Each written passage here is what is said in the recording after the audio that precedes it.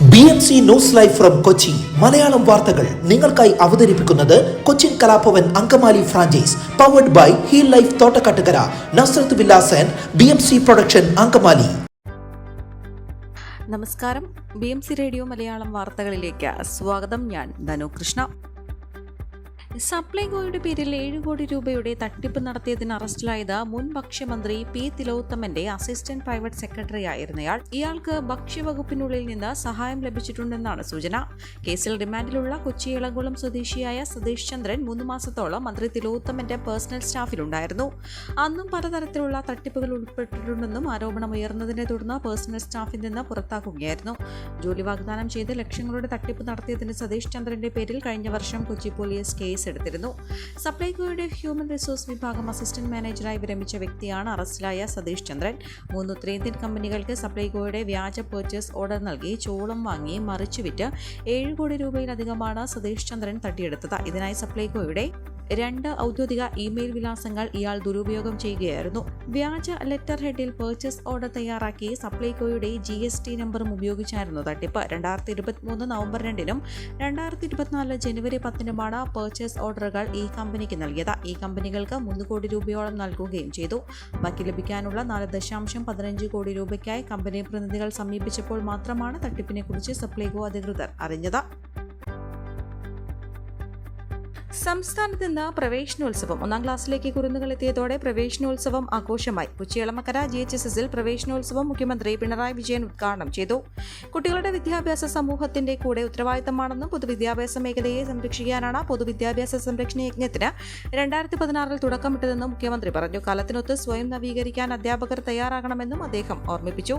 1-ാം ക്ലാസ്സിലെത്തിയ കുരുന്നുകളെ വിദ്യാഭ്യാസ മന്ത്രി V ശിവൻകുട്ടിയുടെ നേതൃത്വത്തിൽ സമ്മാനങ്ങൾ നൽകിയാണ് സ്വീകരിച്ചത്. പ്രവേശനോത്സവ ഗാനത്തിന്റെ ദൃശ്യാവിഷ്കാരം കുട്ടികൾ അവതരിപ്പിച്ചു. മന്ത്രി P Rajeev, mayor advocate M Anilkumar, MPമാരായ ഹൈബി ഈഡൻ, JB മേത്തർ എന്നിവരും MLAമാരും ചടങ്ങിൽ പങ്കെടുത്തു. പ്രീ പ്രൈമറി തലം മുതൽ ഹയർ സെക്കൻഡറി വരെ 40 ലക്ഷം കുട്ടികളാണ് ഇന്ന് സ്കൂളുകളിൽ എത്തിയത്. 1-ാം ക്ലാസ് പ്രവേശനത്തിനെത്തുന്നത് 2.5 ലക്ഷത്തോളം കുട്ടികളാണ്. കഴിഞ്ഞ വർഷത്തെ അപേക്ഷിച്ച് 1.5 ലക്ഷം വിദ്യാർത്ഥികളുടെ കുറവാണ് ഇക്കുറി 1-ാം ക്ലാസ് പ്രവേശനത്തിന് വന്നത്.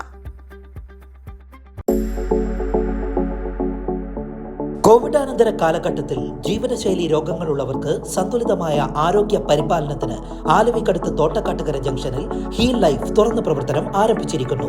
ഫിസിയോതെറാപ്പി, സൈക്കോളജി, ആയുർവേദ ചികിത്സകൾക്കായി 8089011722 ബന്ധപ്പെടാവുന്നതാണ്.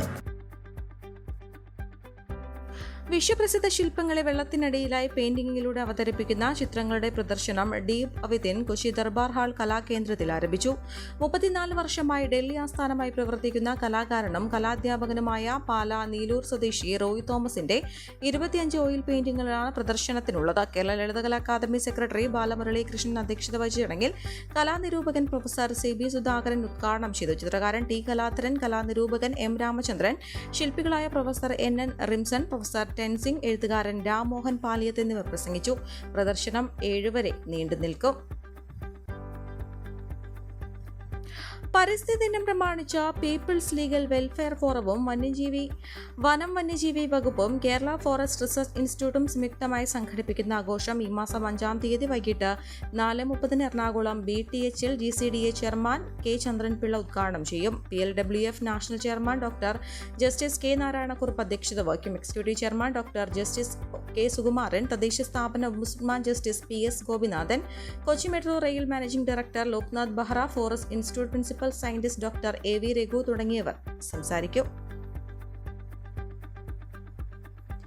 നിർമ്മാണം പുരോഗമിക്കുന്ന എടപ്പള്ളി മൂത്തക്കുന്നം ദേശീയപാതയിലൂടെയുള്ള വാഹനയാത്ര മഴ കനത്തതോടെ ദുഷ്കരമായി. നിർമ്മാണ പ്രവർത്തനങ്ങളുടെ ഭാഗമായി 2 വരിപ്പാത ഒറ്റവരിയാക്കിയപ്പോൾ തിരക്ക് വർദ്ധിച്ചിരുന്നു. ഗതാഗതക്കുരുക്കും മറ്റ് പ്രശ്നങ്ങളും രൂക്ഷമായി തുടരുന്നതിനിടെയാണ് മഴ എത്തിയത്. കഴിഞ്ഞ ദിവസം പെയ്ത മഴയിൽ രൂപപ്പെട്ട വെള്ളക്കെട്ട് ടാറിംഗ് ഇളങ്ങുന്നതിനും കാരണമായി. ഇതോടെ ഇതുവഴിയുള്ള യാത്രാ ദുരിതം ഇരട്ടിയായെന്നും യാത്രക്കാർ പറയുന്നു. 2 വരിപ്പാത ഒറ്റവരിയാക്കിയത് മുതൽ ഗതാഗതക്കുരുക്കും അപകടങ്ങളും പതിവായിരുന്നു. ഈ പാതയിൽ പാലങ്ങൾ കൂടുതലുള്ളതിനാൽ വാഹനങ്ങൾ വഴിതിരിച്ചുവിടുന്നത് പ്രായോഗിക പ്രാവർത്തികമല്ലെന്നും അധികൃതർ പറയുന്നു. വരാപ്പുഴയിൽ നിന്ന് കൊച്ചി നഗരത്തിലേക്ക് പ്രവേശിക്കാൻ കണ്ടെയ്നർ റോഡുണ്ടെങ്കിലും ടോൾ കൊടുക്കേണ്ടതിനാൽ വാഹനയാത്രക്കാർ ഈ വഴിയുള്ള സഞ്ചാരം ഒഴിവാക്കുകയാണ് ചെയ്യുന്നത്. ഇത് തിരക്ക് വർദ്ധിക്കാനും കാരണമാകുന്നു. മഴയിൽ ടാറിംഗ് ഇളകിയതിനു പുറമെ വലിയ കുഴികളും ഈ പാതയിൽ രൂപപ്പെട്ടു. എന്നാൽ ദേശീയപാത നിർമ്മാണം നടക്കുന്നതിനാൽ നിലവിലെ റോഡിൽ അറ്റകുറ്റപ്പണി നടത്താൻ അധികൃതർ ഇതുവരെയും തയ്യാറായിട്ടില്ല. മഴ ഇനിയും കനത്താൽ ഇതുവഴിയുള്ള യാത്ര തീർത്തും ദുരിതമാകുമെന്നും റോഡ് ഗതാഗത യോഗ്യമാക്കണമെന്നുമാണ് വാഹനയാത്രക്കാരുടെ പ്രധാന ആവശ്യം. റോഡിൽ ചെളി രൂപപ്പെട്ടതിനാൽ കാൽനട യാത്രയും ദുഷ്കരമാണ്. ഈ വാർത്തയോടുകൂടെ BMC റേഡിയോ മലയാളം വാർത്തകൾ സമാപിക്കുന്നു. നന്ദി, നമസ്കാരം.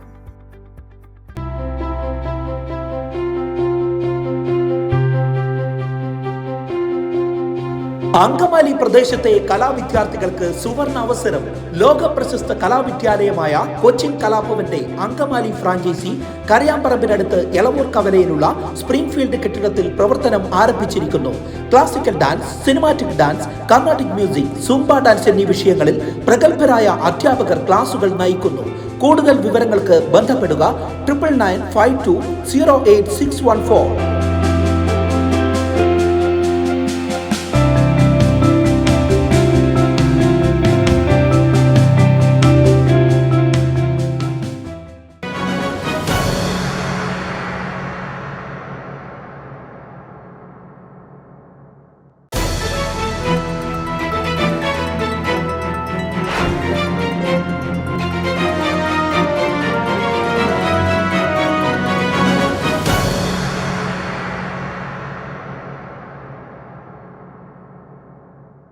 BMC news live from Kochi.